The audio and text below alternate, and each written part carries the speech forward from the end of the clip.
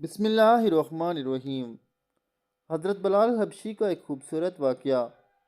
نبی کریم صلی اللہ علیہ وآلہ وسلم کی دنیا سے پردہ فرمانے کے بعد حضرت بلال رضی اللہ تعالیٰ عنہ شام چلے گئے اور وہیں بس گئے۔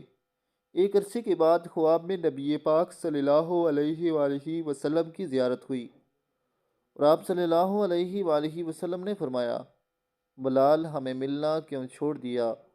آنکھ کھلتے ہی مدینے کے لیے روانہ ہو گئے۔ کہیں دن مسافت کے بعد مدینہ منورہ پہنچے، مسجد میں حاضری دی اور روضہ رسول پر پہنچے، وہیں بے ہوش ہو کر گر پڑے۔ اہل مدینہ نے کہا، ایک بار وہیں اذان سنا دیں۔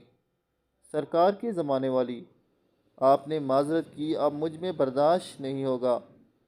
لوگوں نے حسین کریمین سے کلوایا، اب انکار ناممکن تھا۔ اذان شروع کی تو اہل مدینہ رو پڑے، دل قابو میں نہ رہے۔ پیارے آقا کا زمانہ تازہ ہو گیا، عورتیں بچے سب نکل آئے، غم سے نڈال بے قرار ہچکیاں بند گئیں۔ جب کہا اشہد ان محمدن عبدہ و رسولہ، لوگ چیخیں مارنے کر رونے لگے۔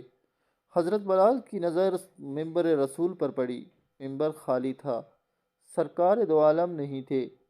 خالی ممبر دیکھ کر گر پڑے، بے ہوش ہو گئے، اذان مکمل نہ کر سکے۔ ہوش میں آئے تو اٹھے اور روتے ہوئے شام کی طرف روانہ ہو گئے۔ دعا ہے اللہ پاک ہمیں بھی ایسی محبت حضور کے ساتھ کرنے کی توفیق عطا فرمائے۔